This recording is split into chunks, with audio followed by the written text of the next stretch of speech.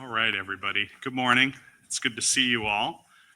Welcome to the special members meeting of the Advisory Council on Historic Preservation. It's great to have you here. I want to go through a few sort of administrative things before we start out. I want to just first note that since we do not have a chair or a vice chair in place, that this is not a formal business meeting. Rather, it's an opportunity for us to discuss progress on key initiatives and continue to advance those that we can. I want to just acknowledge that there will not be any formal action today, given the lack of a chair or vice chair, but we can continue to make, I think, significant progress on a number of important things that we're excited to be working on. So I just wanted to be clear about that. I also wanted to just ask Shayla Shreves, as we always do, to record the meeting. And she will take notes on the meeting for those that are not in attendance, those that would like to see a summary of our discussions. Thank you, Shayla. And then I would also like to just note that the meeting, as usual, is being live cast on the ACHP's Facebook page. That's at USACHP. So hopefully there are some folks out there watching there as well.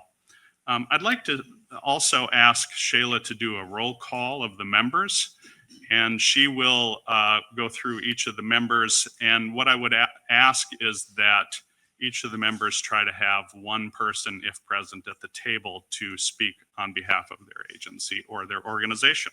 So Shayla, go ahead. Thank you. And here is our attendance roll call. Executive Director Reed Nelson. Here. Jane Woodfin. Present. Amelia Marchand. Present. Thank you, Amelia. Mayor John Carney. He's not online. Representing the architect of the Capitol.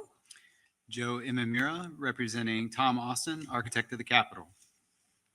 Representing the Secretary of Agriculture. Representing the Secretary of the Interior. Representing the Secretary of Defense. Ron Tickle, representing the Department of Defense. Representing the Secretary of Homeland Security. Not here. Representing the Secretary of Transportation. Representing Colleen Vaughn, representing Oh, hello, Colleen. DOT. Hello. Representing the Secretary of Veterans Affairs. Mike Brennan, Veterans Affairs. Thank you. Representing the Secretary of Housing and Urban Development. Thank you. Representing the Administrator of the General Services Administration. That's not here. Okay. Representing the National Trust for Historic Preservation. Tom Mays, National Trust for Historic Preservation. Representing the National Association of Tribal Historic Preservation Officers. Lakota Hobai, Chair of NASPO. Thank you. Representing the National Conference of State Historic Preservation Officers. Good morning, Eric Hine, Executive Director, National Conference of SHPOs. Thank you. And our observers representing the ACHP Foundation. Good morning, John Fowler, Chair, ACHP Foundation. It's nice to be back. Thank you. Representing the National Alliance of Preservation Commissions. Good morning, Stephanie Paul, representing National Alliance of Preservation Commissions. Thank you, Stephanie. And representing Repurpose Capital. Patricia is not here. Okay. Mr. Nelson, that's our attendance. Thank you, Shayla. I appreciate that. Moving forward, I just wanted to acknowledge that we will not be working to adopt the minutes from the November meeting. That's a formal action that we cannot take in the absence of a chair or vice chair, but suffice it to say that we will tee those up for adoption once we're able to do so. I'd like to now move to the agenda that was provided in your meeting materials a couple weeks ago. Let me just start by a couple more administrative make a couple administrative notes. One is, I think you've figured out, but just to remind you that the mics are push to talk. So if you would like to talk, go ahead and push the button, and it's red when you're talking, not green. So just realize that. Also, hopefully you can set your smartphones to stun. Thank you. I appreciate you doing that. All right. So I wanted to welcome you all to this meeting today, to this members meeting. I'm very happy to have those of you that could join us here in person. It's great to see you take that time and commitment to be here. And I also want to just acknowledge, as I think you've probably figured out by the voices you're hearing in the corner, that we do have, I think, 4 or 5 members or so that are joining us by Zoom. Given the timing of this meeting and the uncertainty about a government shutdown and the challenges related to travel for some, we decided to add an option back for some to attend by Zoom. So we do have a handful of folks there. And I would just say to those folks on Zoom that if you would like my attention or our attention and you're not getting it, please just speak up and we'll try to make sure we answer any questions that you have. I do fully anticipate, though, that going forward, as we have for the last several years, we will revert to fully in-person meetings in the future. All right, I'd like to start by introducing some special guests. I want to just acknowledge that we have 2 representatives from the White House Office of Personnel with us.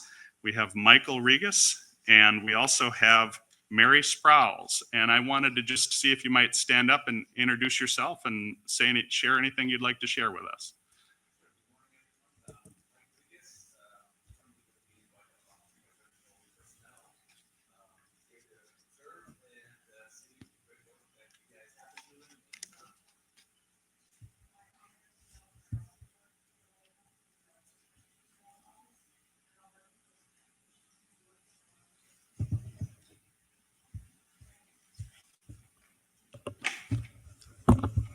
Great. Thank you for joining us. It's a pleasure to have you here. All right. I'd also like to introduce a new member. I think hopefully many of you know that we have a new president of the National Conference of State Historic Preservation Officers in place. Is with us here today. Her name is Ann Rains, and I wanted to just give Ann a chance to maybe stand up and tell us a little bit about yourself.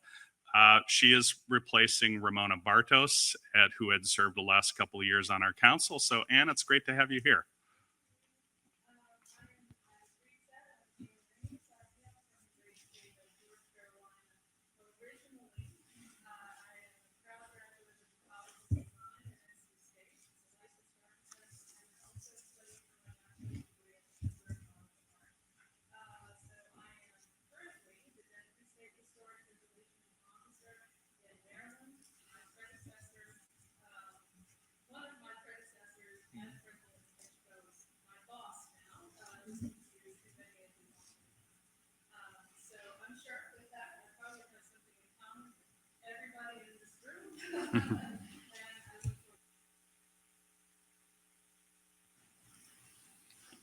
Thank you, Ann. We have benefited greatly from representation from the great state of Maryland over many years. So it happens to be my home as well. So nice to have you here. Thank you. All right. So just a few introductory remarks. I think it goes without saying that we're meeting here at a really important time for our agency and for historic preservation in general. I think there are quite a few opportunities in front of us to demonstrate not only the good work that the ACHP does, but also the necessary and important work that we need to continue doing, and to talk about ways that we can provide assistance and advice and recommendation to the administration about incorporating historic preservation goals as it forms its policies and programs. So I thank you for being here. I think you will hear later on our agenda, there of exciting new programs and initiatives that are emerging that I think we'll have a chance to talk about and get information and advice from you all on helping to shape and mold those initiatives. They include things like celebrating the nation's 250th anniversary, or birthday, I should say. and a number of other things where I think we've got an opportunity to do some interesting and exciting things. So you'll hear a little bit more about those later in the meeting, but I just wanted to underscore what I think is an important and interesting time for us to be meeting and having these discussions.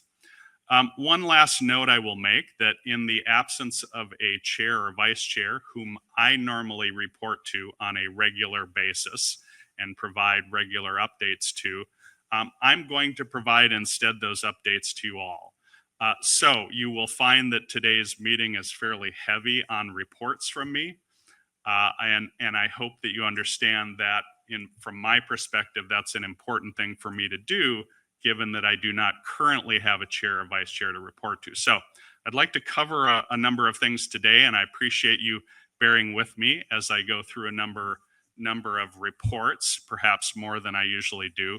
I also want to just acknowledge that while we cannot formally conduct business, this meeting still remains very important, I hope, to you all, as well as to the staff of the ACHP.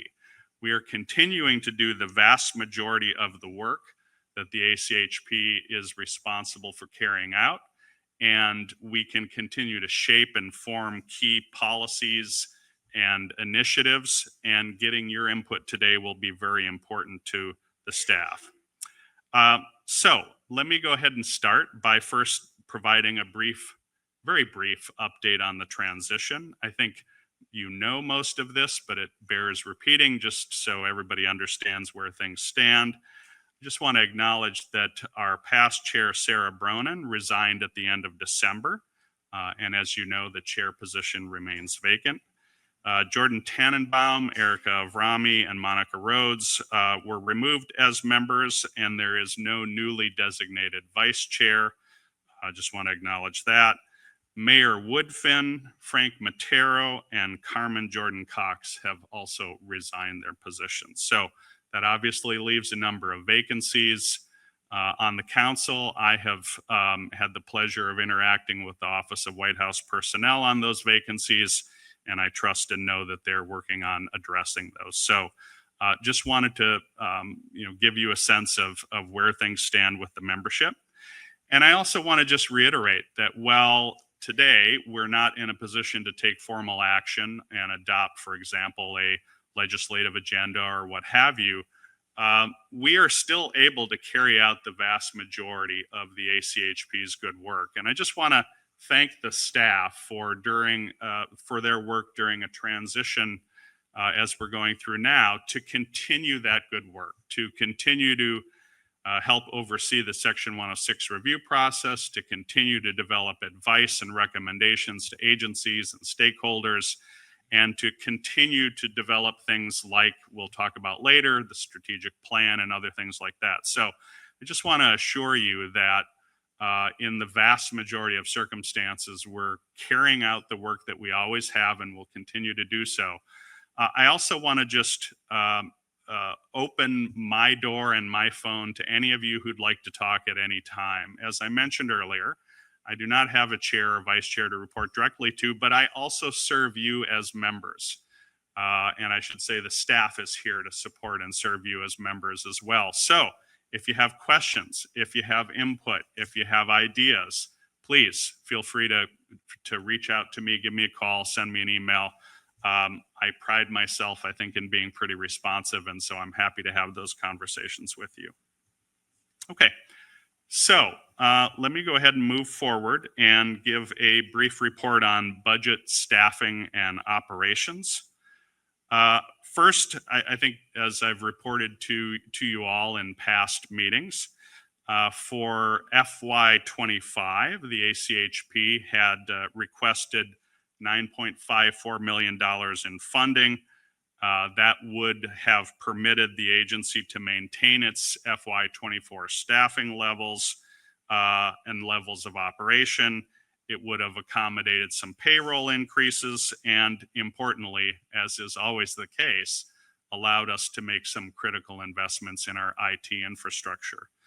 I think you're all aware that there was a continuing resolution going through the remainder of this year, passed, gosh, I guess just a week ago or so, hard to track time these days, but not so long ago, Congress passed that continuing resolution, and we were funded at essentially FY24 levels, which is at a level for us of about 8.585 million. I want to just acknowledge that while that's about 1 million, give or take, about 1 million less than we had requested, that I think given the fact that we have some vacancies and some retirements and other things like that, I think we will be able to achieve and carry out operations essentially as we are now. And so while that is significantly less than we had hoped, I think we're in a good position to continue operating. And as you know, there are a number of things that we and other agencies are doing to explore efficiencies and cost savings as well. So I think we'll be in good shape for the remainder of the year. Regarding FY26, we and all other agencies did submit a justification and estimate for that quite some time ago. Obviously, I'm not in a position to talk about what that is publicly, and we recognize that things are likely to change with Congress and that there will be discussions on a budget soon for FY26. So just wanted to acknowledge that that request is out there, but I think we and other agencies expect things to change as it relates to that. Lastly, I wanted to just briefly mention one milestone and staff-related announcement. I wanted to acknowledge that Judy Rodenstein in our Office of Policy and Legislative Affairs has announced that she's retiring at the end of this month after nearly 31 years with the ACHP. Judy, if you could stand up and wave to us all.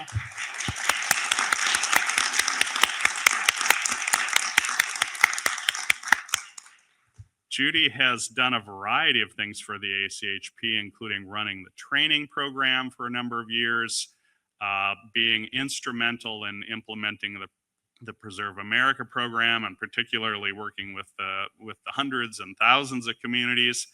And of course, she's also had her steady hand on the wheel with our internship program in recent years. So Judy, thank you so much for your service. Hard to imagine going forward without you, but we wish you the very best in your retirement.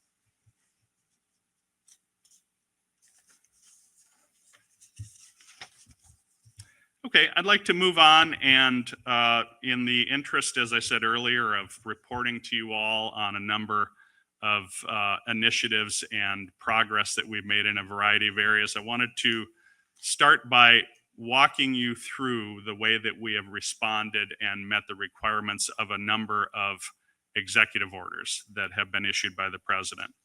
I do, before I launch into this, just want to note that Tom Mays and Jamie Leuschinger will talk a little bit more about the energy-related executive orders further on in the agenda, so I won't cover those here. And also Drew and others will catch us up on an executive order relating to the 250th birthday of America. So those will come a little bit later in our agenda, but I wanted to start now with an update on a number of more general executive orders that have applied to the ACHP and of course many other agencies.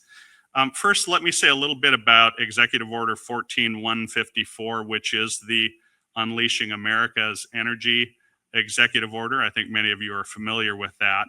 I wanted to just talk about one aspect of that as it relates to and affects the ACHP, and that is that executive order directed the Council on Environmental Quality, who's here with us today, to provide guidance on implementing the National Environmental Policy Act and to propose rescinding its regulations. Additionally, federal agencies were directed to revise their agency level NEPA regulations for consistency. So I wanted to just remind you all that the ACHP has NEPA regulations. You may not remember that that's the case, but we have them. We don't use them very regularly, but when we do, they're important for us.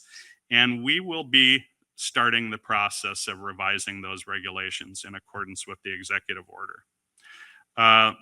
Per CEQ direction, ACHP has already submitted a proposed plan and a schedule for revising our regulations, and it accomplishes those revisions in about 12 months, give or take.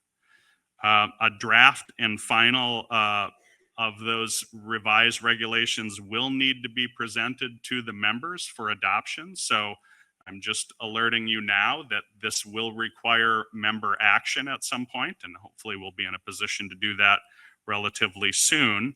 But we will be updating you and briefing you and engaging you more on the process of revising those regulations in the near future. We have sent a schedule to the Council on Environmental Quality and are waiting for a little bit more feedback from them, but suffice it to say, I think assuming we get leadership in relatively soon, we can meet that schedule. I also wanted to just acknowledge that on a related note, we will be working with CEQ to revise and update the joint handbook that we have on Section 106 and NEPA. So we're looking forward to that as well and appreciate the work of our colleagues at CEQ. Okay, moving along, I wanted to talk a little bit about implementing the Department of Government Efficiency EOs, which are, I believe, 14158 and 14210. And also a related February 26th memorandum on implementing the workforce optimization initiative. So the EO, for those of you that may be unfamiliar with it, the EO and related memo require agencies to, among other things, take steps to reduce overall staffing levels and budgets and ensure that remaining personnel focus solely on meeting statutory requirements. In meeting these requirements, agencies are charged with developing what's called an agency RIF and reorganization plan, an ARRP. I wanted to just sort of briefly describe that these plans must include the consideration also of other cost measures such as reorganizations, moving or closing offices, reducing space, and eliminating non-statutory mandated functions through reductions in force. So quite a few things that we need to carry out and analyze in developing those plans. I'm sure my federal colleagues, our federal colleagues around the table are busily developing those plans as well. As directed, ACHP's Phase 1 report, the executive order requires reports in a couple different phases. Our Phase 1 report, which we submitted on March 13th, focused on reducing workforce numbers through retirements, keeping currently vacant positions unfilled, and not renewing or extending temporary or term positions.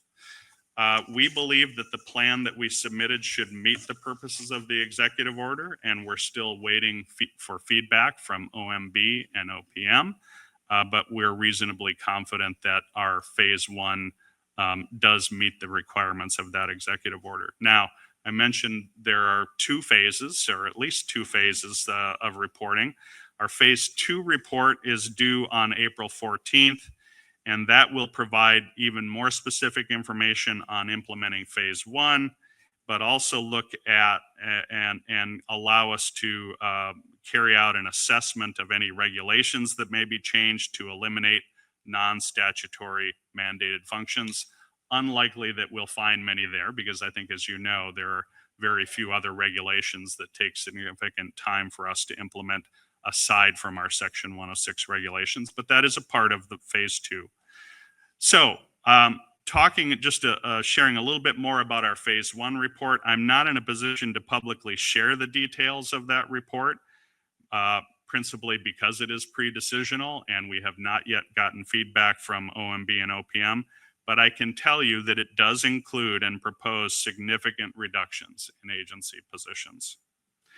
Looking back at Phase 2, I also wanted to just acknowledge, and that's just due in I think about 3 weeks or so, just wanted to acknowledge that for Phase 2, we are considering additional steps such as reorganizing certain offices, particularly the Office of Communication, Education, and Outreach and the Office of Policy and Legislative Affairs, and likely reducing our footprint here at the National Building Museum.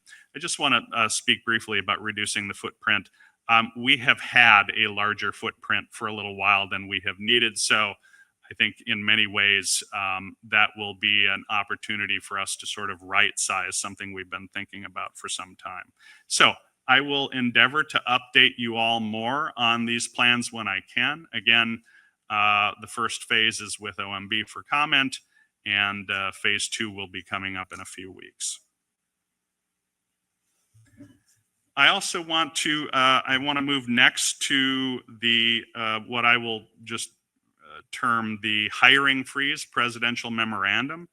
I think many of you are aware of that. I want to just acknowledge that the memorandum specified that agencies cannot fill any vacancies that were open as of January 20th, and we're not in a position to create new positions. And that also we're not in a position to add any positions unless we've removed 4 for each one we propose to add. There are some exceptions for career ladder promotions and reassignments, and an opportunity to get special dispensation or approval from OPM on other exceptions. But suffice it to say, that has meant that we have stopped recruitment on a number of vacancies that were positions that were vacant on January 20th.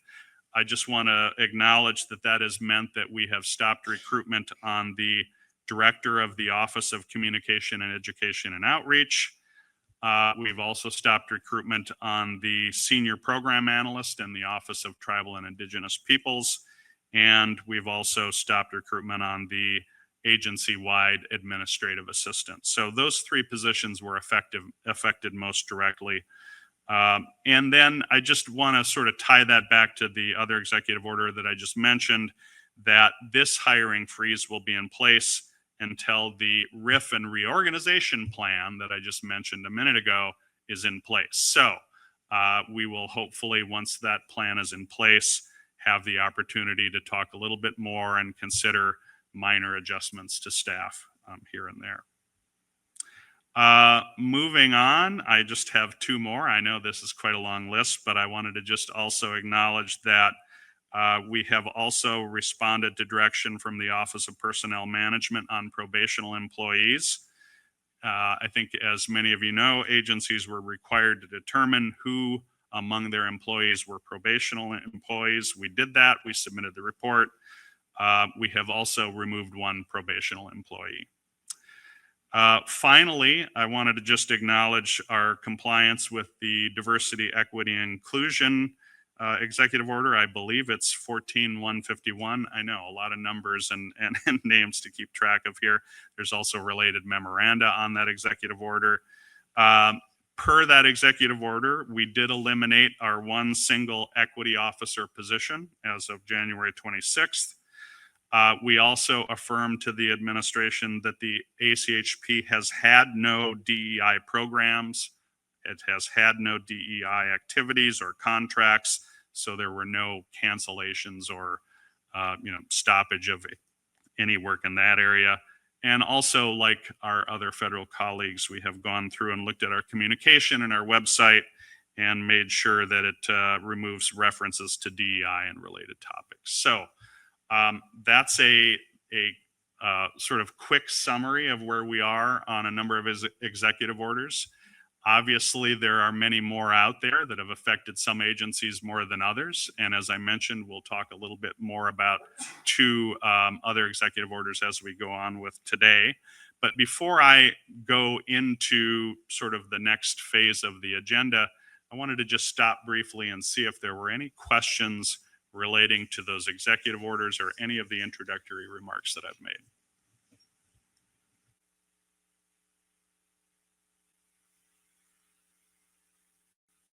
Okay, so moving on, strategic planning.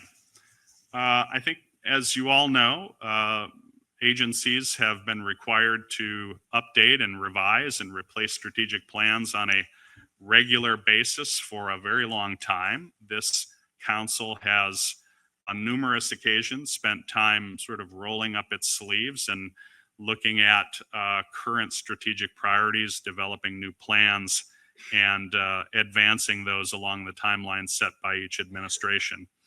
I just want to underscore that I think it's very important for us at the ACHP to begin the development of our new strategic plan, which is due to OMB by the end of this September. So it's coming pretty soon.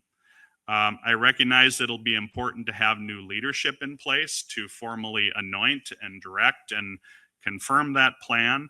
But I think it's important now, in the absence of that leadership, for this council to begin the discussion and begin to shape the strategic plan and get the ball rolling. So to start with, I'd like to thank the committees that last week spent a little time talking about the strategic plan. And I'd also like to then ask Drew Null, who has supported our recent efforts, our recent strategic planning efforts, to come to the table and to remind us about the requirements that are already in place for us to develop this particular plan, the initial steps we need to take soon, and the timeline that she and I propose for us developing it. So Drew, go ahead and take it away. Thank you, Executive Director Nelson. As Reed said, a final draft of the plan is going to be due to OMB by September, so that it can then be published in February of 2026, which is the standard time frame after an election for agencies to reevaluate their strategic planning in light of an either reelected or a newly elected president. The first deadline, however, that we do need to address is actually on May 30th. That is the first deadline where we need to have, the council needs to submit an initial draft of its revised, potentially, mission statement, some of the core pieces of a strategic plan. The mission statement, large-scale strategic goals. In our case, since we have a vision statement, the vision statement. So there's sort of really high-level aspects of the plan we need to have into OMB in an initial draft form by May 30th. We've excerpted in your meeting book in tab 1 in the paper on strategic planning those key pieces of the current plan: the mission statement, the vision statement, and the strategic goals, of which there are 5. We haven't included, because we don't need to address them in detail at the moment, the strategic objectives that kind of hang under each goal, the more detailed implementation kind of objectives. Those don't need to be considered right now. By May, we'll need to look at kind of broad-based notions of how different types of either mission-focused or cross-cutting or management-focused objectives could support the goals, but we don't have to get down into the weeds yet. But the fact that it talks about cross-cutting goals, cross-cutting objectives, also suggests that we do need to look at the one that we have in the current plan. We have one cross-cutting objective that we really should take a look at before May. So what we got some input from some of the committees. Obviously, the staff would like to hear from you all to some extent here today. And that will guide us in what we propose doing, is putting together, from the staff's perspective, informed, as I said, by what we hear today and in the committees, with proposed changes to these core pieces of the plan, which we would then send out to you all for review and comment. If it's felt necessary, we also have time before May 30th to call a special meeting of the members to discuss any thorny issues about any of the proposed changes. So you potentially could get we'd at least have 2 bites at the apple, reviewing the initial draft and then potentially getting back together to talk about it. And that's the basic timeline that we're proposing. So turn it back over to you, Reed. Thank you, Drew. I appreciate that. So some important responsibilities in front of us. And this is, I think, a particularly time-sensitive topic that we need to address just as quickly as possible. So I want to just turn now to the 2 committee chairs that addressed the strategic plan in their committee deliberations. I wanted to just start first with Amelia Marchand, who is the chair of our Tribal and Indigenous Peoples Committee, to have asked her to share any observations or recommendations coming forward from that committee on addressing these changes to the mission statement and overarching goals. And then after Amelia, I will turn to Eric Hine, representing the National Conference of SHPOs, who served as our committee chair for our one of our other committee meetings last week. So Amelia, if you can hear me, let me ask you to go ahead and start and give us an update on the committee's deliberations on the strategic plan. And let me also just thank you for joining us very, very early in the morning in Hawaii. Or maybe it's late at night is the better way to describe it. Yes, good morning for everyone that doesn't know. For me, it's about 3:34 in the morning, so it's lovely to join you and hear your voices. I do have a few updates. One of the things that I think is important to share is that we had been having discussions about setting up and establishing a tribal working group. That work, that I guess moving forward, we won't be able to take any official action at this time to stand up a tribal working group. That's in the absence of a vice chair and a chair. So that work is a little bit on pause. And we have, sorry, I'm trying to bring up my notes and my computer's being a little bit slow, but some of the other key topics that we discussed also included maybe coordination a little bit more with the White House Council on Native American Affairs and the National Native Program, looking at ways to commemorate some of the activities with the America's 250th birthday activities as well. That might come up again for discussion later on. And then, as always, one of the topics that we discuss a lot is increasing opportunities to expand training in tribal consultation within the Section 106 process. And I'm also just going to turn it over to our OTIP director, Ashley Fry, if there's anything that I've missed in my early morning break. So Ashley, if you are able to come to the table or go ahead and speak up. Yeah, thank you. Ashley is taking a seat at the end of the table here. Good morning, Ashley.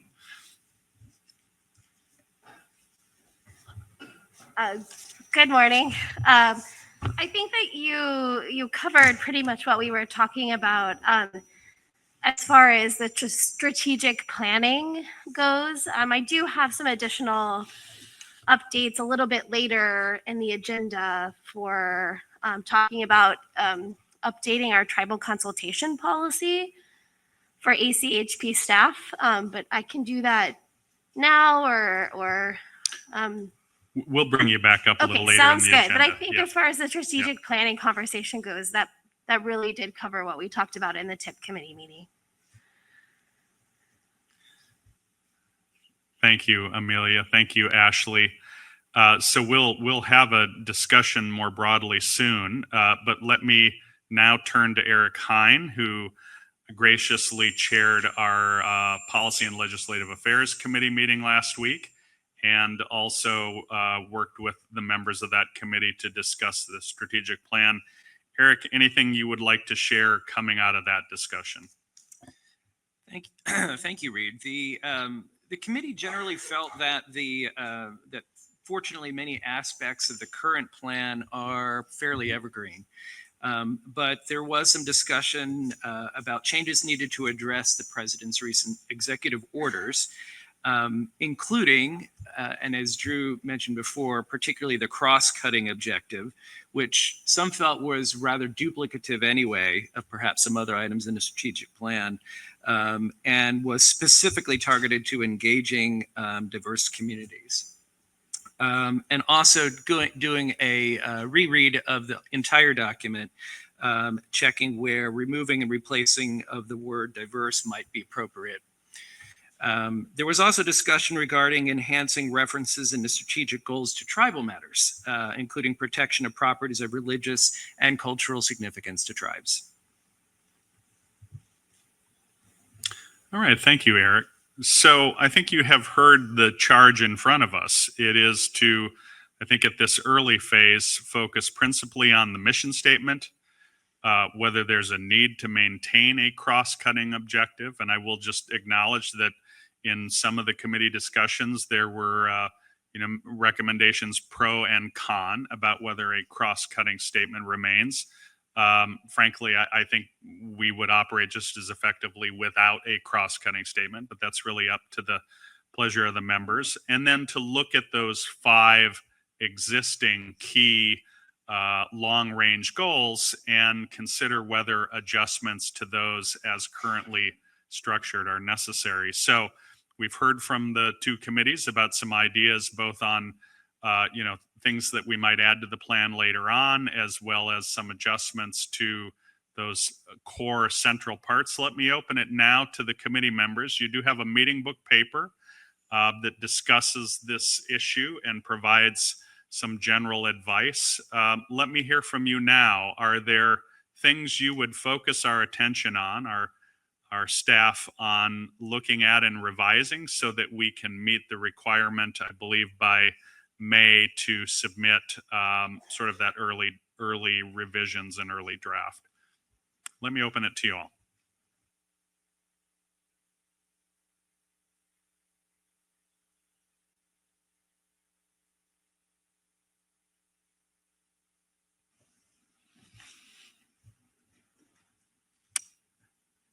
Okay.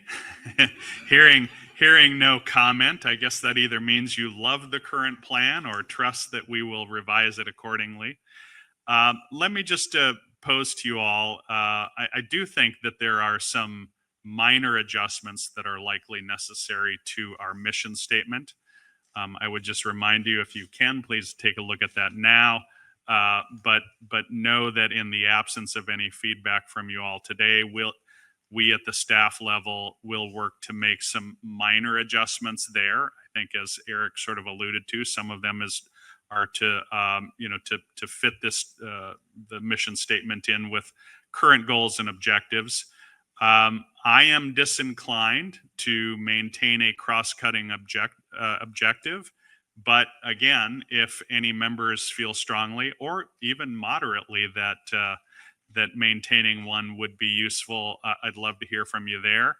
And then again, the sort of the other key action we need to take is to look at those 5 objectives. So I'll open it one more time for any brief comment, but just know that in the absence of any other specific direction for you all, I will be working with Drew and the directors and other staff to make some of those adjustments and then tee them back up to you for input. Any final comments? Good morning. Yes. So one question, because I know in the committees it came up regarding being able to submit written comments to yourself and Drew. Is there a deadline for that as well that would be beneficial for your office? Yeah, thank you so much for reminding me to mention that. Absolutely. Whether you'd like to comment today or not, you're always welcome to submit written comments to Drew and I would ask that you submit them to Drew and copy me, just so I'm aware of what those comments might be. Drew, do you have a suggested timeline for us getting any written comments? I would say in the next 2 weeks. Okay. Yeah, thank you, Drew. So again, pick up the phone, send an email, however you'd like to convey them, but after you've had a chance, maybe after this meeting, to look at the strategic plan a little bit further, let us know. And we will work to incorporate your thoughts and ideas as we start those revisions. Okay. All right, moving on to the Regulations and Governance Committee. I wanted to just thank Tom Mays, first of all, for agreeing to chair of that committee. I appreciate the trust has stepped in a number of times over the years to help us as the vice chair of that committee. I appreciate your steady hand in last week's meeting. I also want to thank Jamie Leuschinger for helping inform the important discussions that committee needed to have. As I noted earlier, we have been working on assisting the president with advancing his national energy goals and carrying out a number of responsibilities assigned to federal agencies as part of the executive orders, the 2 executive orders that I mentioned earlier. I'd like to turn to Jamie Leuschinger first, the director of our Office of Federal Agency Programs, to summarize what those energy-related executive orders required, and perhaps also summarize the advice that we provided to stakeholders on the use of our emergency provisions in our regulations to assist them in meeting the responsibilities of the executive order. So Jamie, take it away. Great. Thank you, Reed, and good morning, members. Starting with the first executive order, 14154, Unleashing American Energy. That executive order directed agencies to analyze all existing regulations, guidance documents, and policies to identify those agency actions that could impose an undue burden on the identification, development, or use of domestic energy resources. Accordingly, staff conducted a review of the Section 106 regulations and provided that analysis to OMB. The analysis is attached to the meeting book paper on this topic. As you'll see in the analysis, we determined that the Section 106 regulations do not impose such an undue burden due to the agency's advisory role and the flexibility within the regulations to meet the nation's energy needs. We haven't heard from OMB regarding our analysis to date, but it was submitted on time. The second executive order, 14156, declaring a national energy emergency, that asked agencies to identify any lawful emergency authorities they may possess to facilitate the identification, leasing, siting, production, transportation, refining, and generation of domestic energy resources.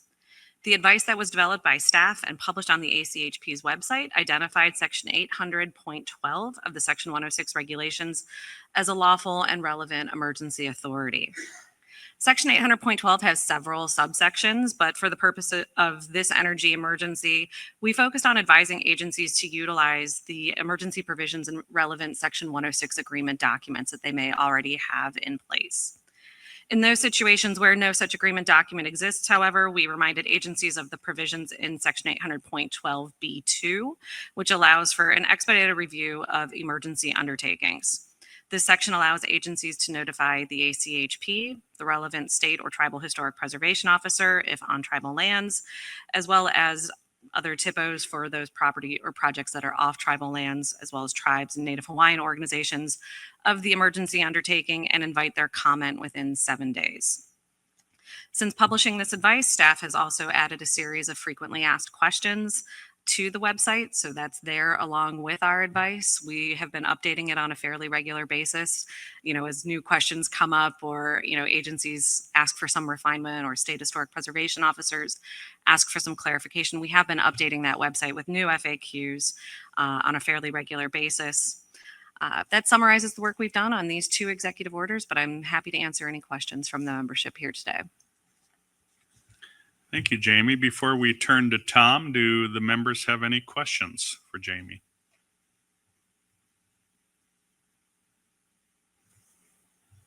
Eric, yes.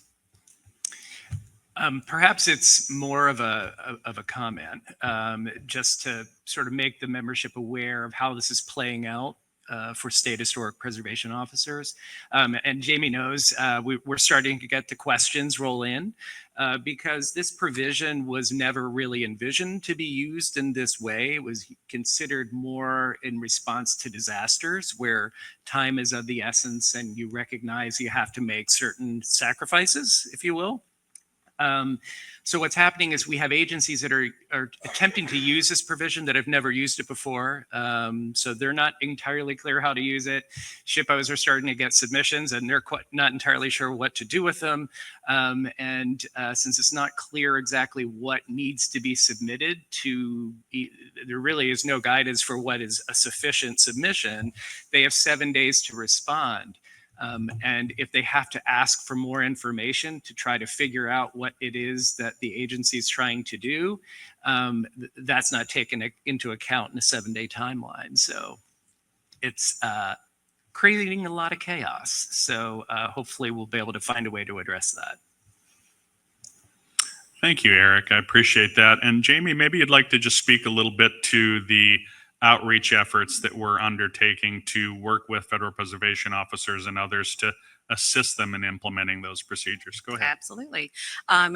One thing that we're actually going to be doing, and Eric's membership is aware of the ACHP SHPO staff forum that we host on a fairly regular basis that started just last year, but we are using the April forum to actually talk about this specific topic. We're kind of holding the possibility of having a second session as well. We're looking to talk with our colleagues in the Office of Tribal and Indigenous Peoples to schedule similar sessions for TIPOs and tribes. We are looking at convening a couple of different sessions, a hybrid, sort of session with federal preservation officers where we would use it as an opportunity to talk about our existing guidance on disasters and emergencies. Our frequently asked questions on 800.12 has been available for several years on our website. So we'll pull out the relevant sections of that and then also leave it as an open forum for federal preservation officers to ask staff questions to make sure that there is a level of consistency when it comes to agencies notifying consulting parties about any activities that meet the threshold for this executive order. So I anticipate all of those notifications will be coming out shortly. As you can imagine, our focus was on this meeting here today, but should come out in the next day or two. So. Thank you, Jamie. I appreciate that. And before I turn to Tom, let me take the one more question from Amelia. Amelia, go ahead. Yes, thank you. Not so much a question, similar to Eric's note, but this executive order also is causing a lot of concern as well with tribal nations across the country. And I just really want to make a note of that, in particular that this expedited process oftentimes can cause a lot of undue and unnecessary challenges to tribal nations, as well as to the resources and the processes that they have established for not just under Section 106 for their NHP responsibilities, but for several other responsibilities for management of their cultural resources, management of their cemeteries and grave sites. And so one of the points that I would really encourage are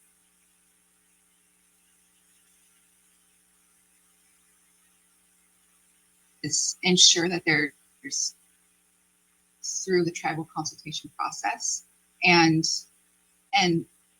in truth that really will benefit all parties involved if that moves forward in that manner.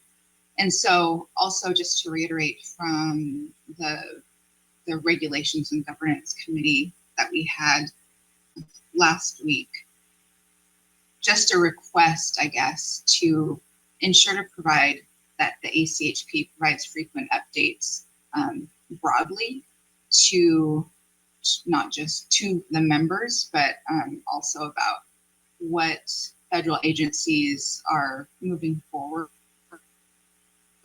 with this, initiating this process. And I believe there might be some additional input that our NAFPO colleagues may have as well. But I just wanted to make those few points. Thank you. Thank you, Amelia. Go ahead, Lakota. Yes, thank you. So along those lines, we are definitely hearing and experiencing the same things that Nick Shippo has shared. We've also identified that there's been some discrepancies as well in terms of who is actually receiving the notification that an agency is invoking the emergency procedures. So at times requests or notification is only going to the SHPOs and it's not reaching the TIPOs. So, I think the plan to include a similar session as the ACHP SHPO forum with TIPOs and tribes will be really key in this. And I think also working with the FPOs to ensure that notification also does have to go to tribes in addition to SHPOs under the emergency procedures. Also along those lines, again, we just want to reiterate, tribes are political entities. They are not considered under the umbrella of diversity, equity, and inclusion. And it is because of the treaties that tribes and the U.S. government engaged in that established that political relationship. So thank you.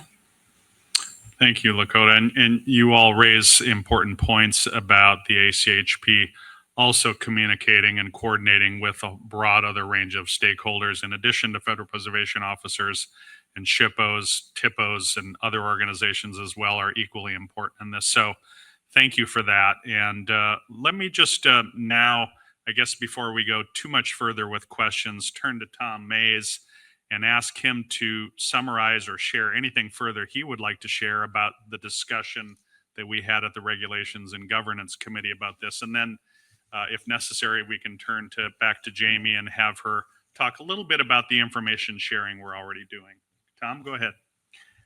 Thank you, Reed. I'm pleased to report that the committee had a very good dialogue on this topic. In particular, the committee expressed its interest in better understanding the number of undertakings that utilize the emergency provisions within the Section 106 regulations, in addition to the agencies proposing these undertakings and their locations throughout the country. Committee members asked how this information would be made more broadly and regularly available. Given the volume of notifications and the number of competing priorities in front of staff, as well as an interest in ensuring that information comes first and foremost from the source, the responsible federal agency, staff has proposed providing reports outlining the undertaking, name, location, and relevant federal agency on a monthly basis via the member's OneDrive. Should any member choose to share those reports more broadly, that's their prerogative. The member's OneDrive would also allow each member to download the regular report, which could then be shared more broadly with its organizational members. Staff has shared a version of that report in the packets each member received at their seat today. It would be useful to hear from the members as to whether other information is important to include in that regular report. And with that, I look forward to responding to any questions about this committee's discussion along with you and with Jamie. Thank you, Tom. So we just point you again, as Tom mentioned, that there is information already in your packet. It should be the folder that looks a lot like this, it gives summary information about the agencies that have notified us thus far. There are quite a few. Jamie, do you want to speak generally to the volume? Sure. And I realized that last week when we were in our committee meeting, I mentioned the number 22. That was an outdated number from the week before. So the report that's currently in the members' packet reflects the notifications that we have received through Monday, March 17th at 12:30 p.m. I feel it's important to put the time on there because more were received after that. But so far, it's come primarily from two federal agencies, the Rural Utilities Service and then the Army Corps of Engineers.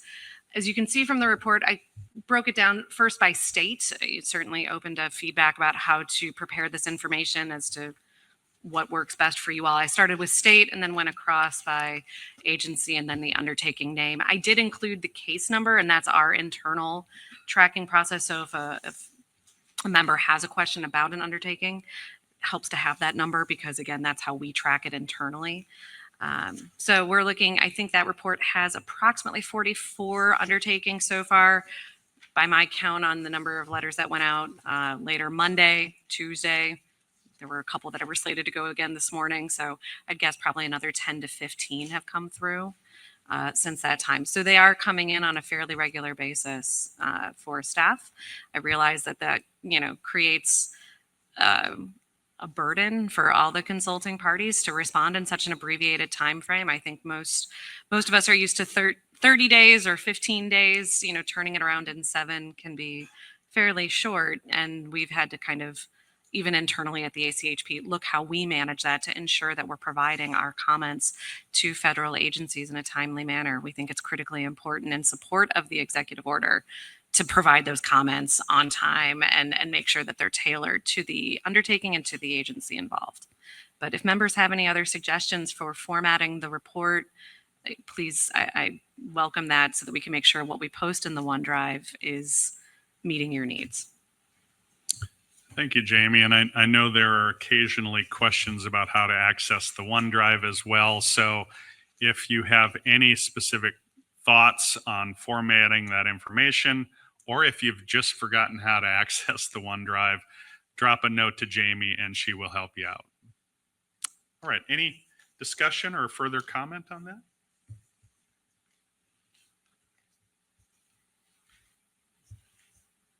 Okay, thank you. Thank you, Tom. Thank you, Jamie.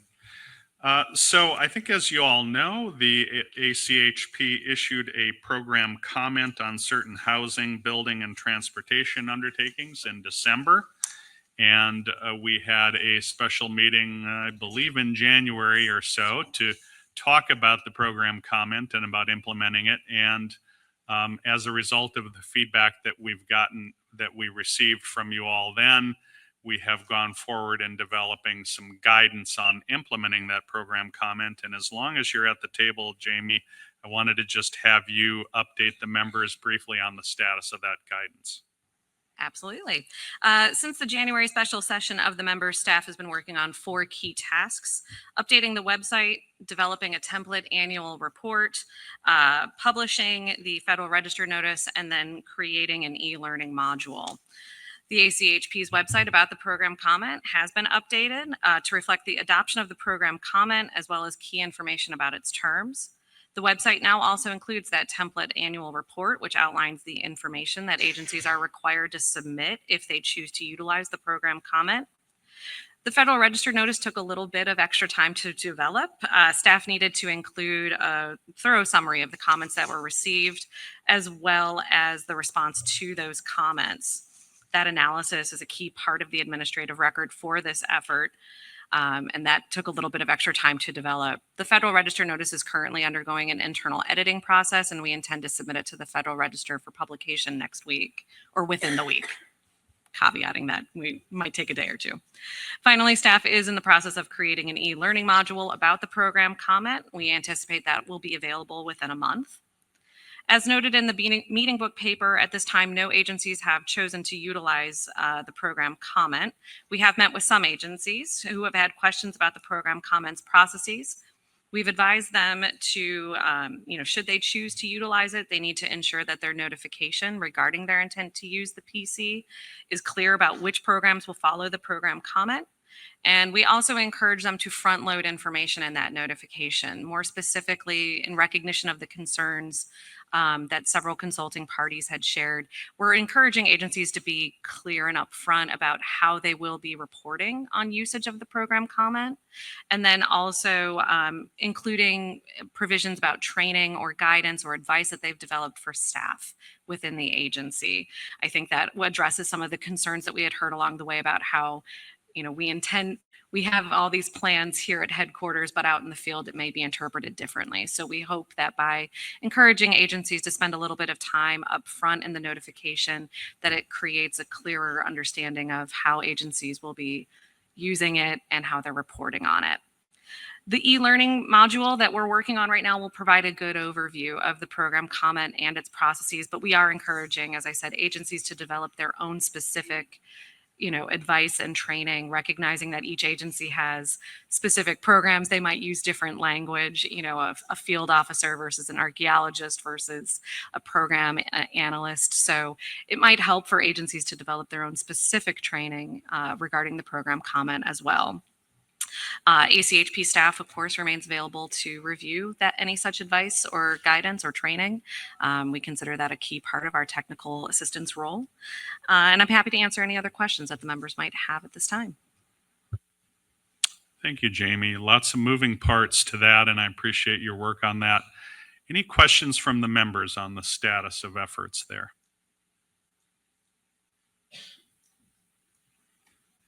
All right, Eric, go ahead. Thank you. We just wanted to note for the record that NICSHPO continues to have issues with this program comment, and we continue to believe that there are many ways that we could try to achieve efficiencies moving forward, and we look forward to working with the council to try to find some of those. We do want to acknowledge that this document was voted on without the staff analysis, which was consistently suppressed throughout the process, and that the Federal Register notice is, as a consequence, going to show the numerous comments which were submitted that went unaddressed in the final document. So we look forward to working on this moving forward. Thank you. Thank you, Eric. And I think that'll be a good segue into our next topic. But before we move into that next topic, are there any other questions or comments? Okay. I do have one. Oh, sorry. Go ahead, Amelia. Sorry. Yes, thank you. I also just wanted to note that I value all of the work and the contributions that were made in this endeavor. But also for the record, I wanted to share that I could not support the proposal wholeheartedly.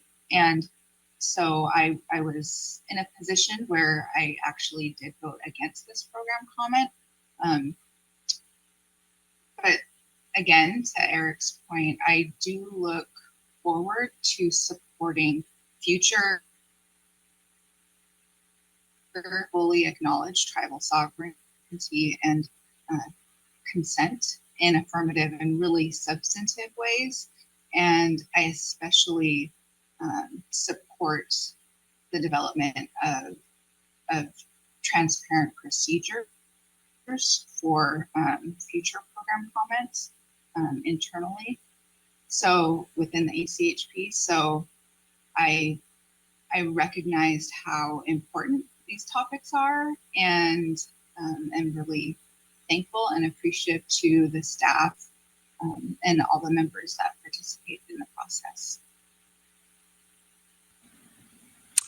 Thank you, Amelia. Appreciate those comments as well. It was certainly a rather intensive and complicated few months that we spent together in the development of that program comment. And I know there were a lot of ideas, concerns, thoughts, recommendations shared during those months while we focused on developing that program comment. And I want to just assure you that the staff it remains aware of those comments and concerns, and that as we look in the future to the possibility of ever issuing or developing another program comment, we will absolutely keep those in mind and keep your advice close to mind as we recommend procedures and things going forward. So thank you for that. Let me just move into the next topic then. The topic is another one that the Regulations and Governance Committee considered on establishing procedures for the development of ACHP-led program alternatives. As you know, the program comment that we just discussed was the first ever issued by the ACHP on its own initiative. And for a very long time, we have provided advice and guidance and instruction to agencies on developing their own program comments. Our website and various other information locations have abundant information and advice on the timing and the approach, the consultation strategies for developing program alternatives. And I think it's time now for us to consider applying that advice to ourselves. Again, we've always been outwardly focused in that advice, but now I think there's some opportunity for us to perhaps inwardly focus. And that's not in any way to prevent or slow down or complicate the ACHP's ability to develop its own program comments. In fact, I think having that authority and ability will continue or could continue to serve us very well in the future. It's one of the hallmarks of our regulations, the sort of flexibility that they have in developing things like program comments and exemptions and other program alternatives. But I think suffice it to say that we've heard that we may benefit from providing some structure to the process we use, and perhaps giving the members more opportunities to engage in the development process. So last week, the Regulations and Governance Committee talked a little bit about that as well. And I would like to now turn to Tom Mays again to have him update us on that discussion. Tom, go ahead. Thank you, Reed. I appreciate it. And as you noted, we had a very good discussion on this topic.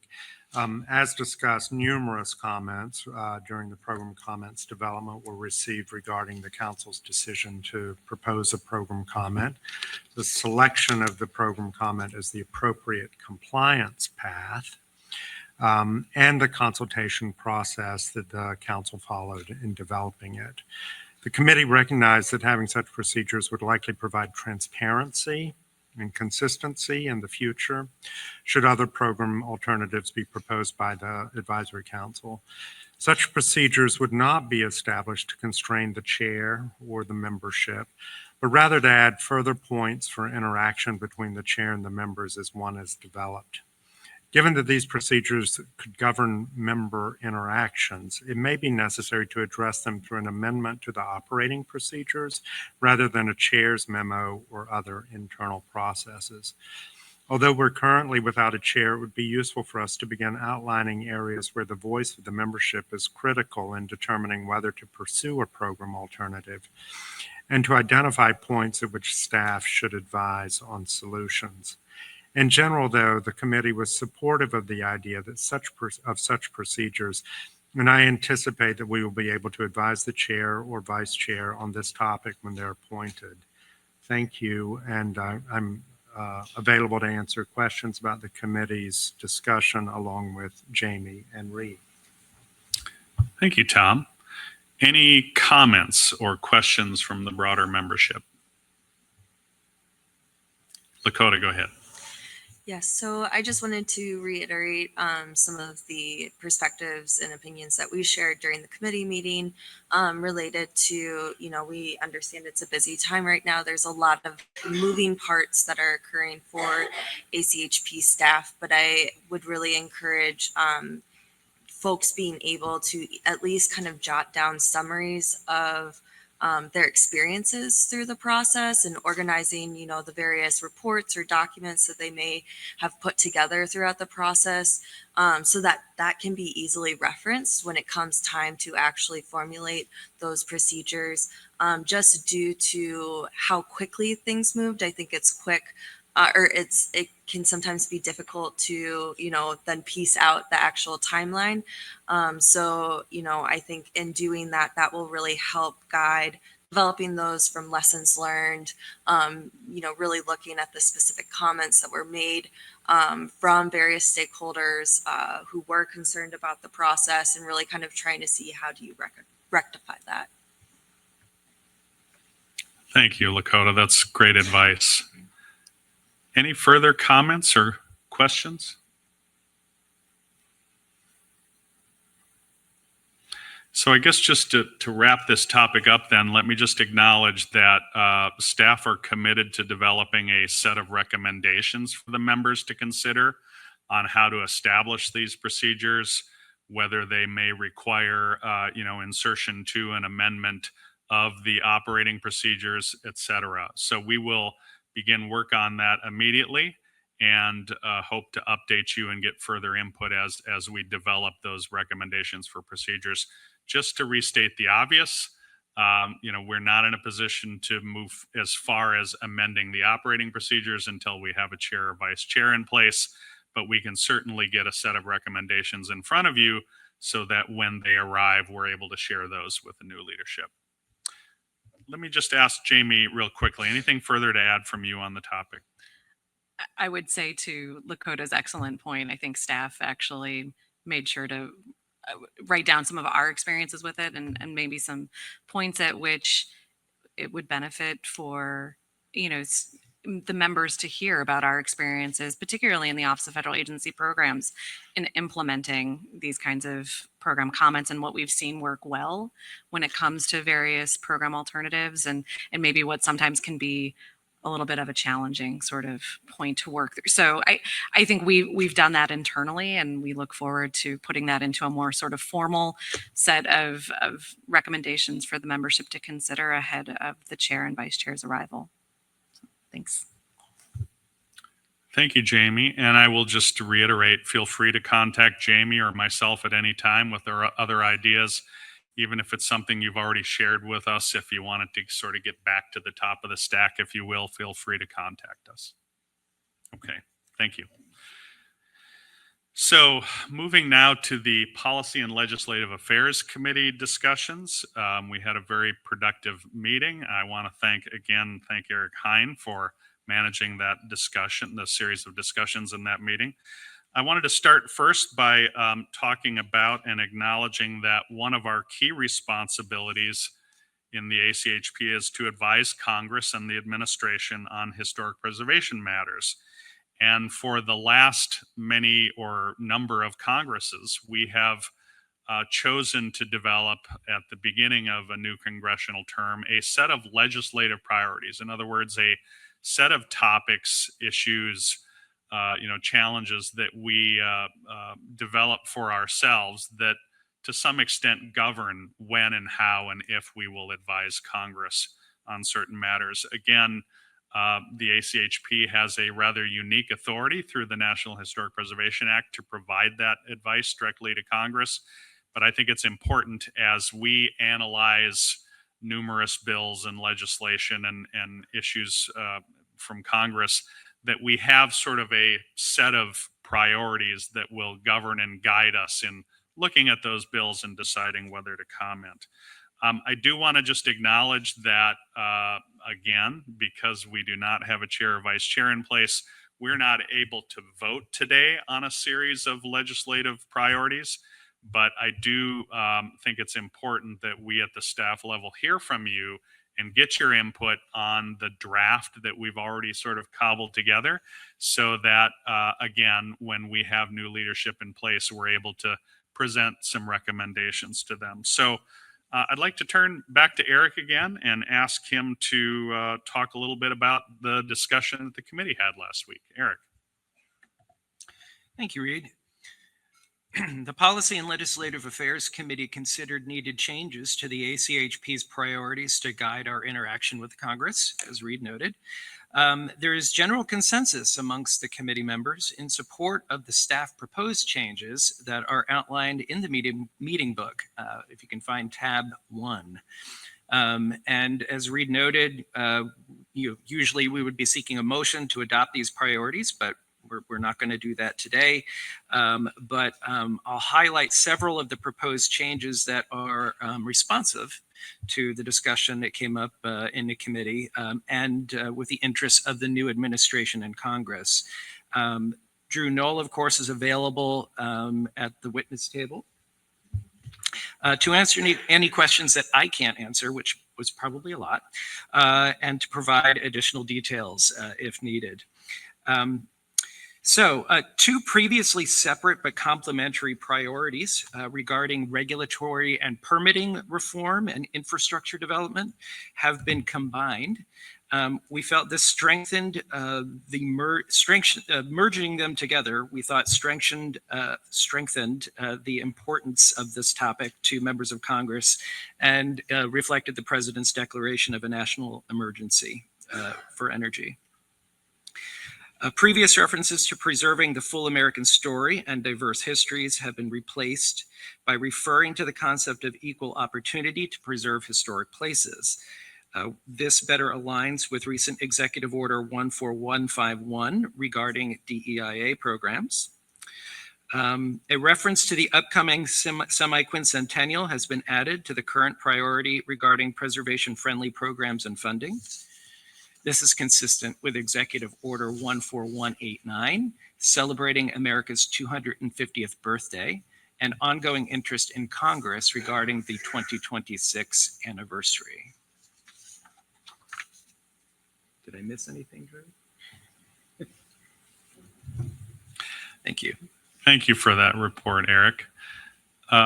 Any comments from the members? Just want to remind you that there is a meeting book paper that shows the marked up draft, ways that we've already suggested that the new plan be developed and updated from the last. Any further discussion on those changes or any general recommendations on how we should be looking at and thinking about legislation in the new Congress? Any members?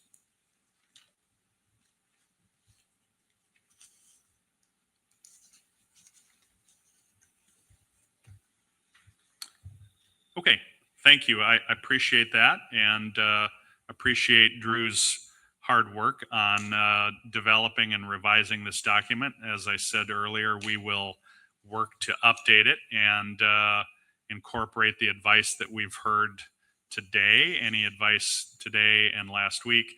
As always, to sound like a broken record here, there's still time for you to contact Drew. If you do have some further thoughts and ideas on adjustments, please feel free to copy her or to email her and copy me. And Drew, do you want to talk a little bit about the timeline? I mean, obviously we have some time here, but when would you like folks to contact you?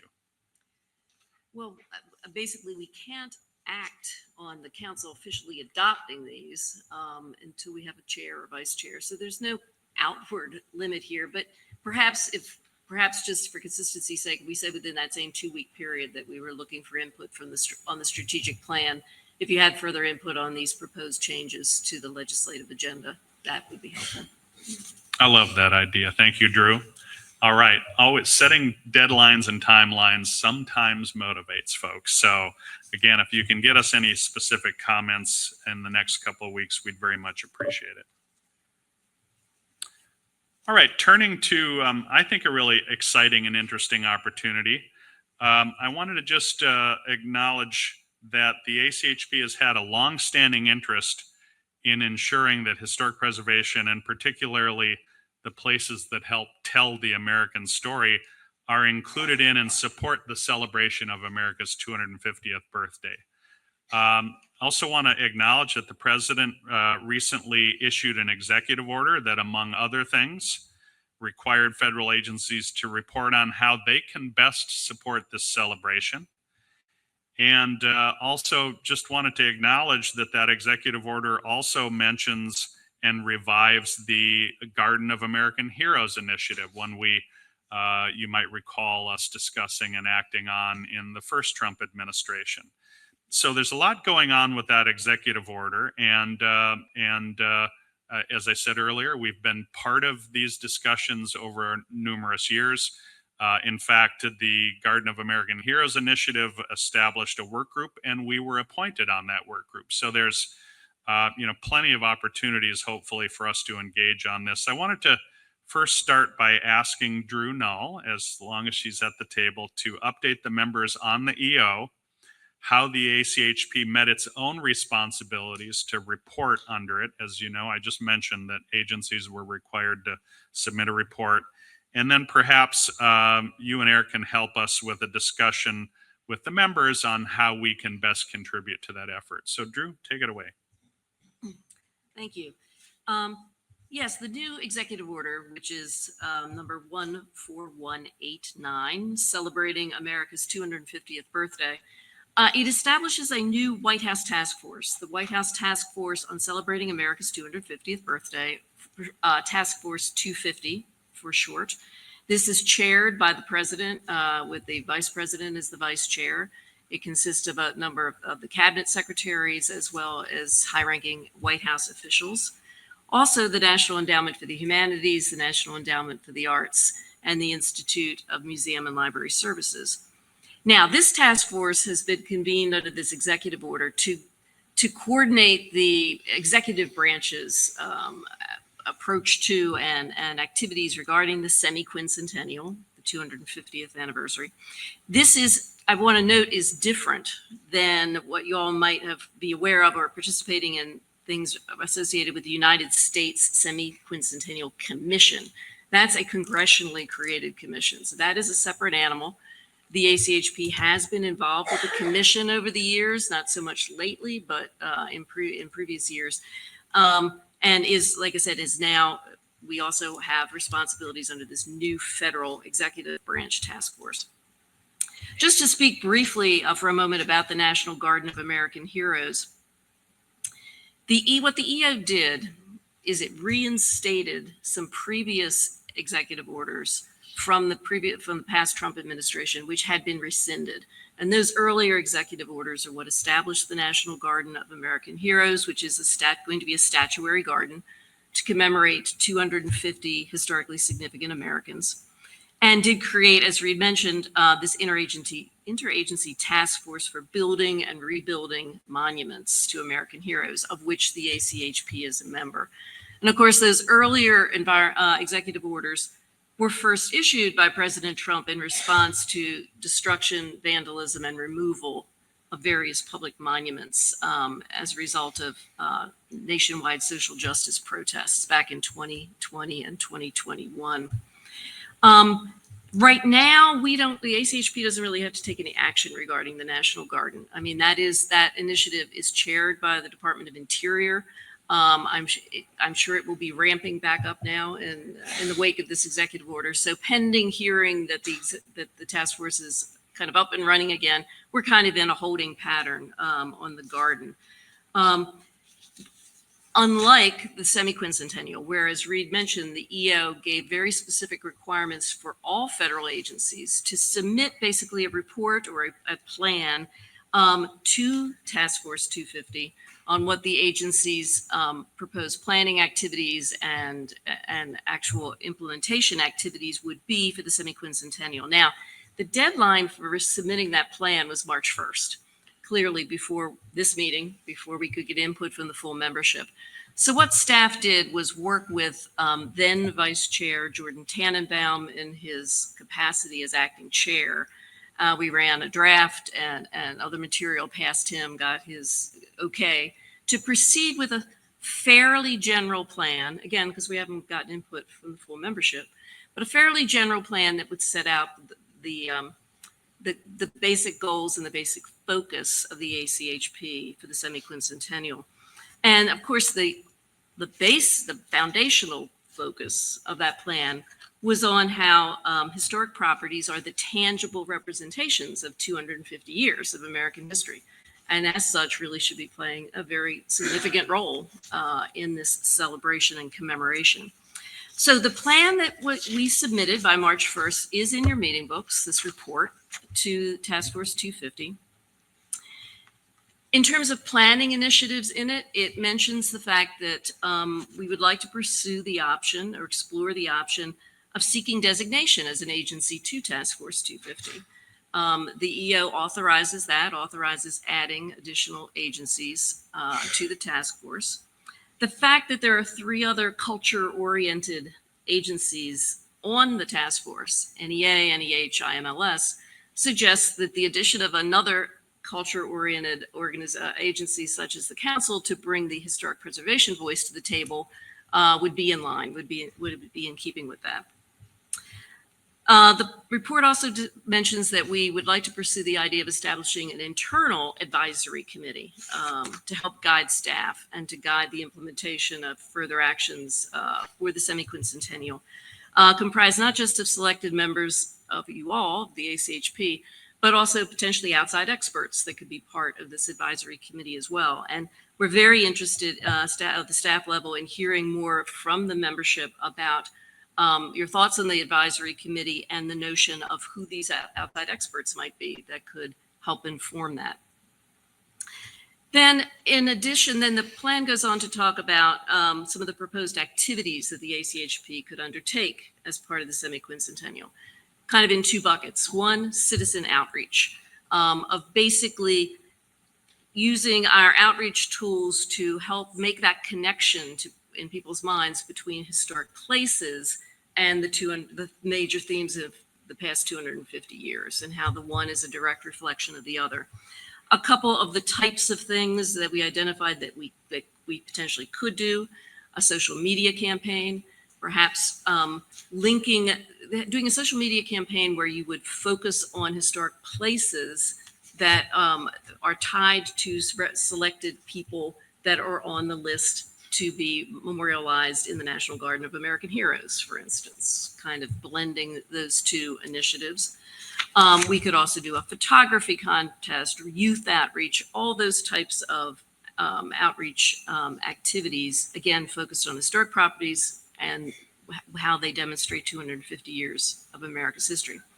So that's sort of one bucket. The other is taking advantage of the fact that 2026 is not just the semi-quincentennial, it is also the 60th anniversary of the National Historic Preservation Act, the 50th anniversary of the creation of the National Historic Preservation Fund, which obviously is funding work by the states, tribes, local communities in preservation. So we'd like to explore the idea of how to integrate those three different commemorations that can all be happening in 2026. We suggested in this report to Task Force 250 that the ACHP could pursue that through developing recommendations on sort of next steps for the continued preservation of these properties into the next 250 years. And thus the development of that kind of policy advice to then be able to share with the President and Congress and preservation community and the public. So in a nutshell, that describes the report. You can read it in more detail on your meeting book paper. And obviously, we'd be very interested in your feedback. Thank you, Drew. Eric, would you like to add anything about the committee's discussion on this topic? Thank you, Reed. The committee seemed to be pretty well in consensus with the actions that the staff put forth in their proposed report, notably asking for the ACHP to become a member of the task force if they can, which I think, if I recall reading the order, it's open for additional members. There was also discussion, though, regarding the role of Indian tribes, Native Hawaiians, and other indigenous people in marking the anniversary, recognizing that they have a unique position in relation to the semi-quincentennial because of their experiences in the history of our nation. The ACHP's extensive experience working with tribes could assist in exploring their views on participating in the commemoration. Thank you, Eric. It was a great discussion indeed. So lots on the table in front of us. You've heard about the staff report, or the report that Drew mentioned earlier that we developed and submitted by March 1st. You've heard some of our ideas on how to urge both the inclusion of the ACHP as a member of the task force, and you've also heard some specific ideas on ways that we might work to incorporate historic preservation into this celebration. Lots to consider here, lots to chew on. Let me just open it to the broader table here and see if anybody else has any further ideas or input on how we use this opportunity to talk about the importance of historic properties and historic places as as important things that inform America's celebration. So let me open it up to you all.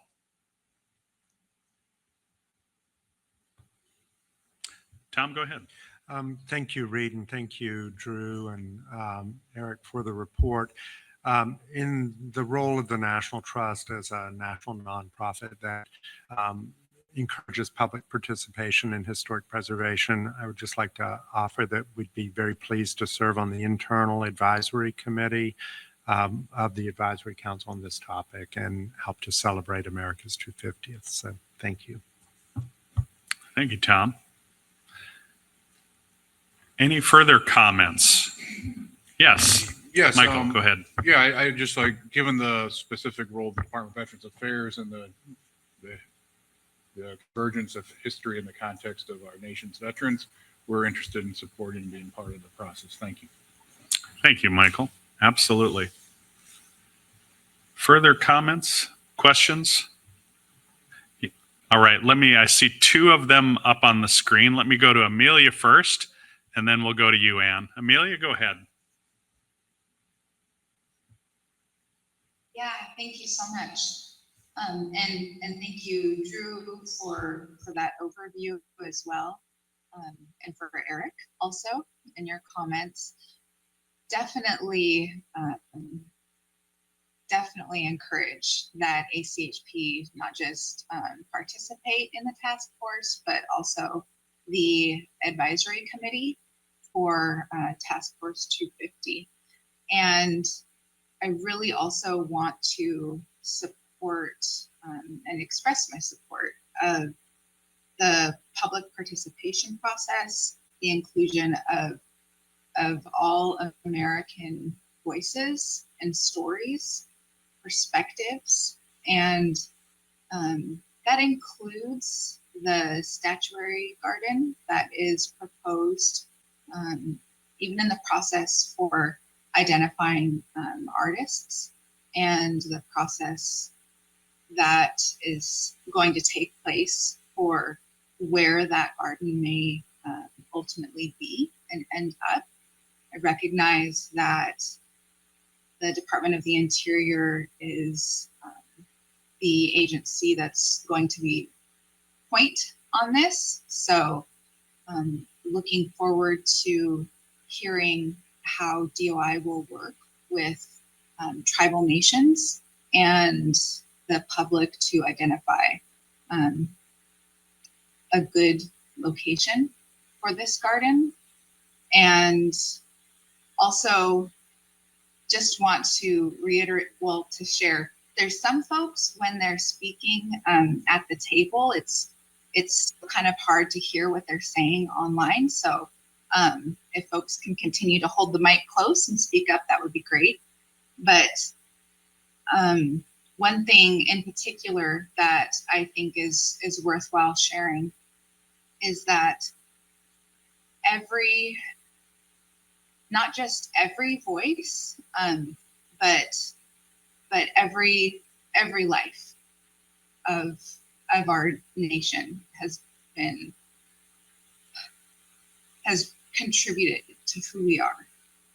And in that same respect, every star, every stripe on our flag is also a reflection of lands and waters that tribal nations and indigenous peoples, Native Hawaiians, have always been residing in, have always called home.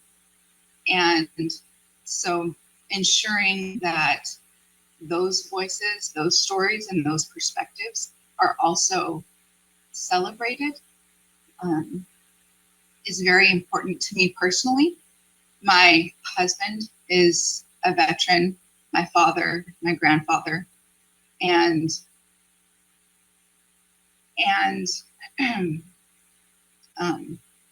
our heritage goes back at least the last 10,000 years. So thank you for providing this opportunity and for the ACHP to take a leadership role in this. And I'm looking forward to seeing what comes. Thank you, Amelia. Appreciate those wise words. And it's you just sort of underscore again why I think this is such an important and exciting opportunity for us. And I appreciate the fact that we have such a broad range of experiences and perspectives on this council, but also agree with your recommendation that as we participate to the extent that we can, that we bring in those perspectives from all of the other stakeholders that we work with in our day-to-day work. Let me turn now to Ann. Ann, go ahead. I see your hand up there. Ann, we can't hear you. I think you might be on mute. Sorry, I was going to say I have a terrible cold. You can't hear me anyway.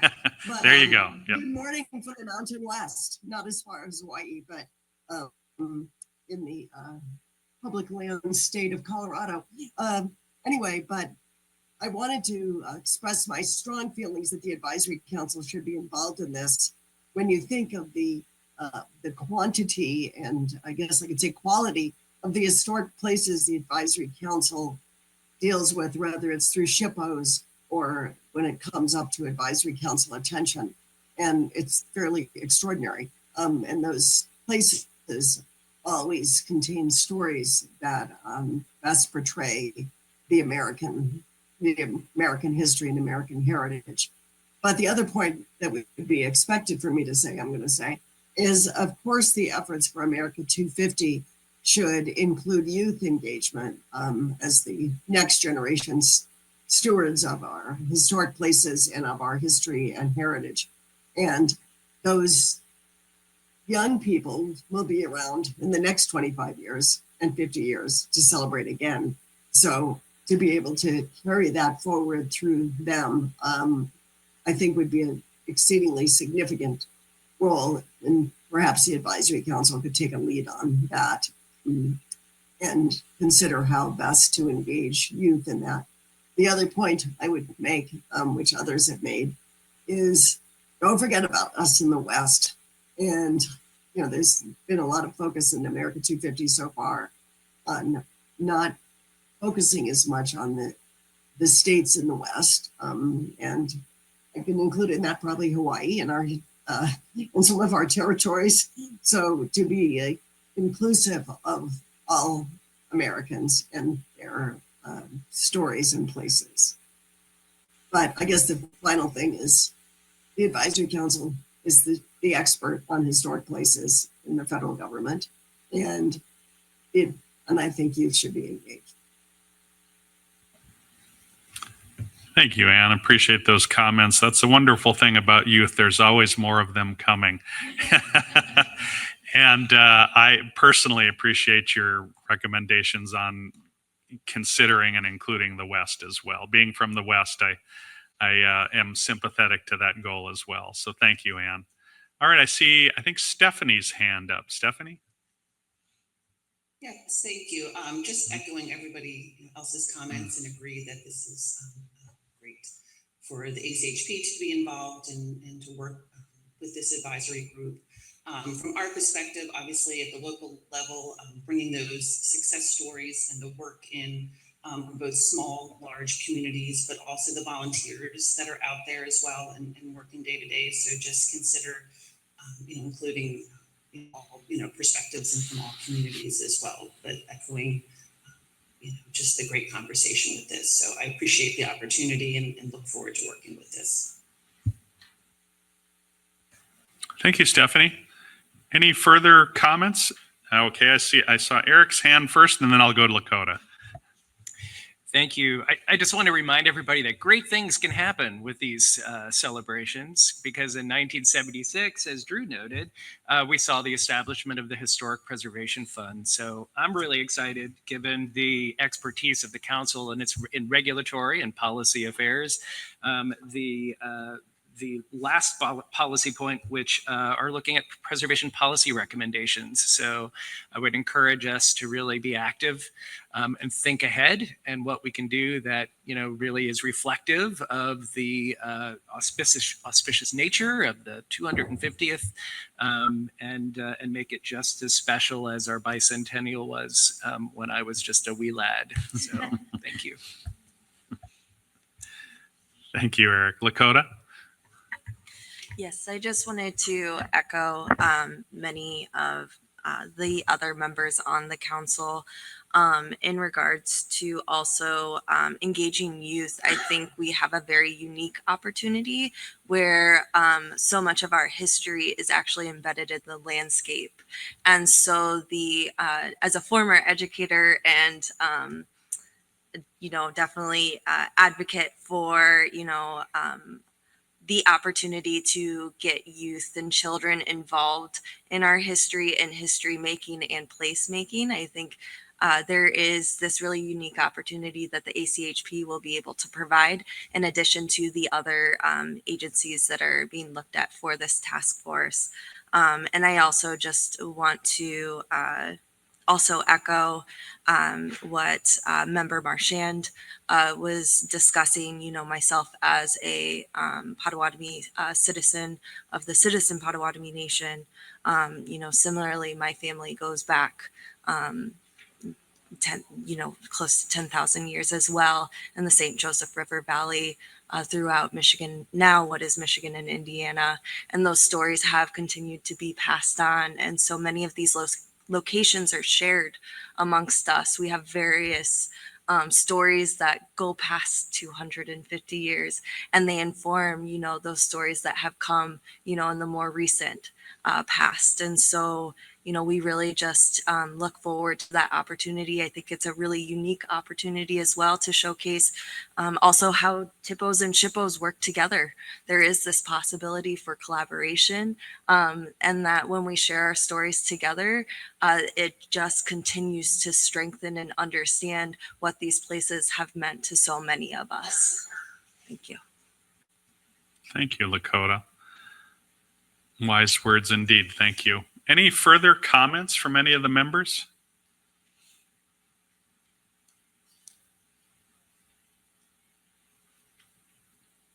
Okay, so again, we very much appreciate this input. As Drew mentioned, we have the basis for a plan, sort of a general draft that we initially submitted, but I'm sure there are ways we can incorporate some of the ideas and goals that you all shared with us today in further developments under this executive order. So this has been very informative and helpful.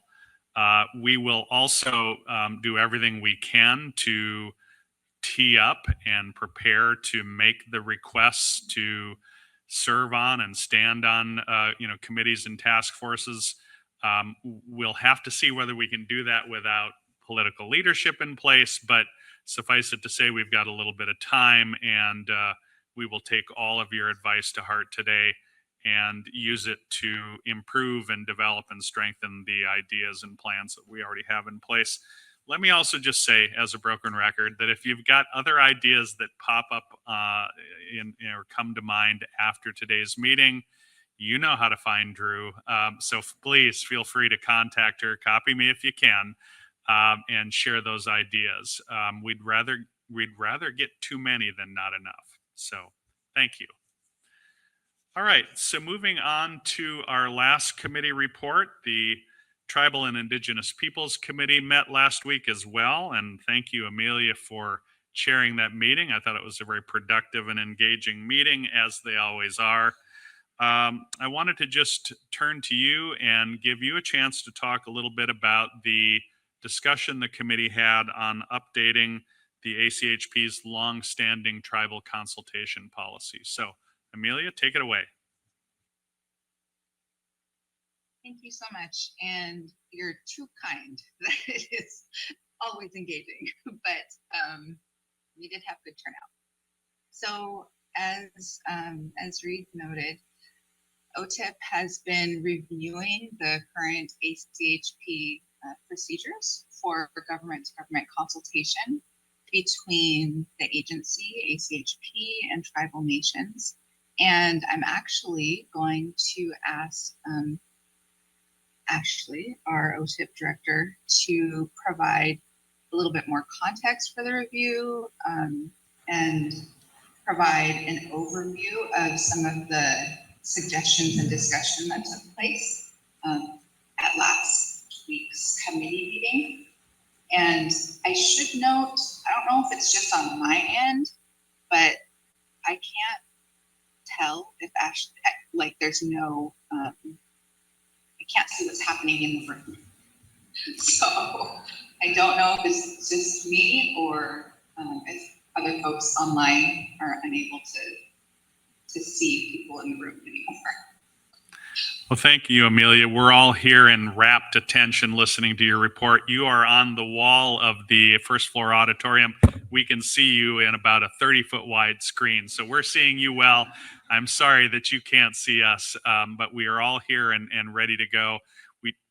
We do have Ashley at the table, so I'll go ahead and turn to Ashley. Okay, thank you. And apologies in advance. If you can't hear me, I'm definitely battling something today.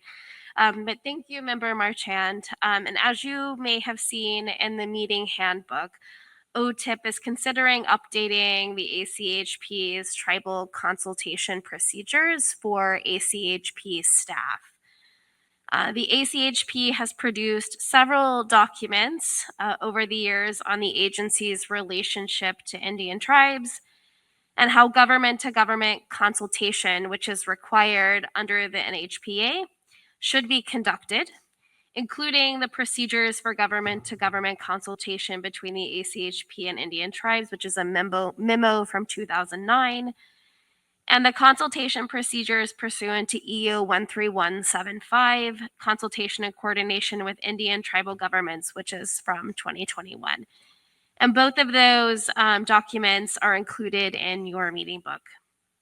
So the current procedures in those two documents that I mentioned address ACHP's work on promulgation of regulations, adoption of policy statements, substitution agreements, legislative proposals, and comments on bills introduced in Congress. So they're all very externally facing activities that the ACHP does. So in addition to these important but often occasional and very specific actions, ACHP staff carry out more frequent engagement with Indian tribes on a variety of topics, including providing advice and technical assistance for specific Section 106 projects and the development of program alternatives. Because of the frequency of these engagements and in an effort to better serve tribal interests and needs and continue to meet our government to government responsibility, the Office of Tribal and Indigenous Peoples, or OTIP, is considering guidance tailored to these actions. The idea is that the guidance would make it easier for ACHP staff to involve tribes more effectively and efficiently, provide actionable advice to ACHP staff, and help ensure a consistent staff approach to engagement with tribes. With the recognition that there are 574 federally recognized Indian tribes who may have differing protocols and requirements for engagement with federal agencies, periodically updating the ACHP's tribal consultation procedures gives ACHP an opportunity to incorporate lessons learned and new best practices to help staff better carry out ACHP's trust responsibilities. Thanks. Back to you. Back to you, Member Marchand. You, and thank you for providing that overview. I'm wondering if there's any other additional comments or updates that folks wanted to provide that participated in the committee meeting and that already participated in that discussion. Any comments at all? Yes, Lakota, go ahead.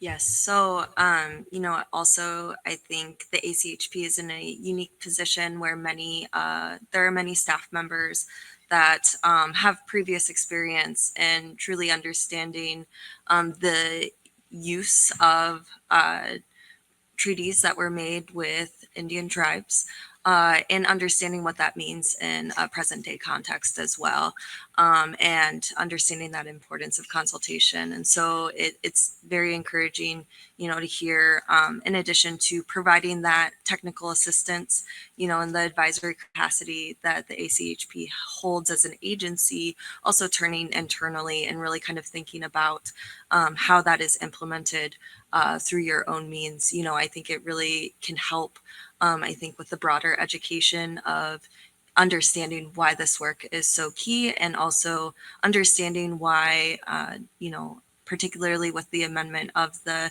NHPA in 1992 and the addition of TIPOs, the need for including tribal nations in those discussions about historic places throughout the country. Thank you. Thank you. Appreciate those comments. Any further comments from anybody?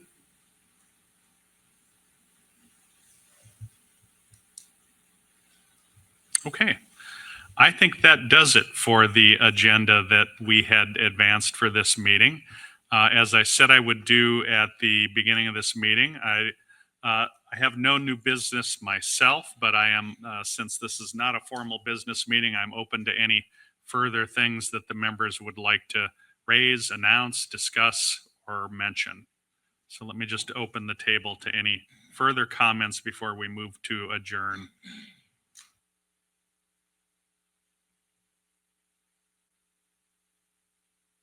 Anne, I think I see your hand up there. Anne? Yes, I have some happy news. There's going to be a Preserve America Youth Summit associated with another anniversary, the 100th anniversary of Route 66. Youth Summit will be privately funded through the National Trust for Historic Preservation Hope Crew and be held in the Flagstaff area and highlights many historic places along Route 66 and hoping to bring the next generation of stewards to be able to learn more about the history in that area. Thank you, Anne. So many things coinciding at the same time. All right, any further announcements? All right, with that, I will bring the meeting to the end, to an end. I want to thank you all again for taking the time to be here and to join us on Zoom to provide your input, your recommendations, and your advice on how we should continue carrying out the business of the ACHP and advancing initiatives that many of which will eventually appear back to this council for action. And I just want to assure you that the staff benefit greatly from getting your advice. I will remind you, as I said earlier, that again, I serve all of the ACHP members. So you should feel free to call me or contact me at any time, any matter you'd like to discuss. I'm happy to do that. And lastly, I want to thank the staff again for continuing to keep the business of the ACHP moving forward. We don't report statistics here very often, but I just want to assure you that hundreds of agreements and other things and cases were managed and consultations carried out. And I think they've done an excellent job in continuing that work. So I want to thank them as well. And thank you for coming today.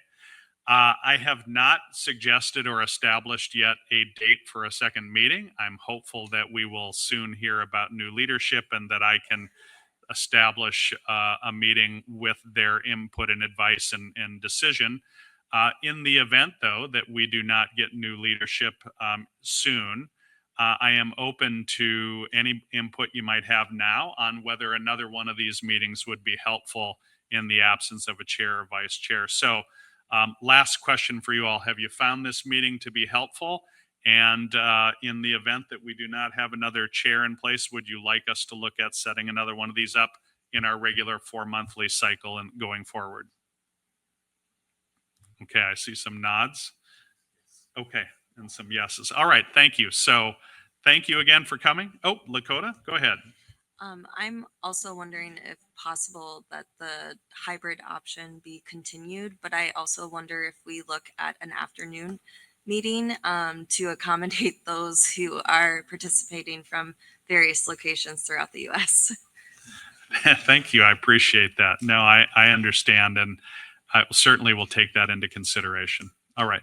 Thank you, everybody.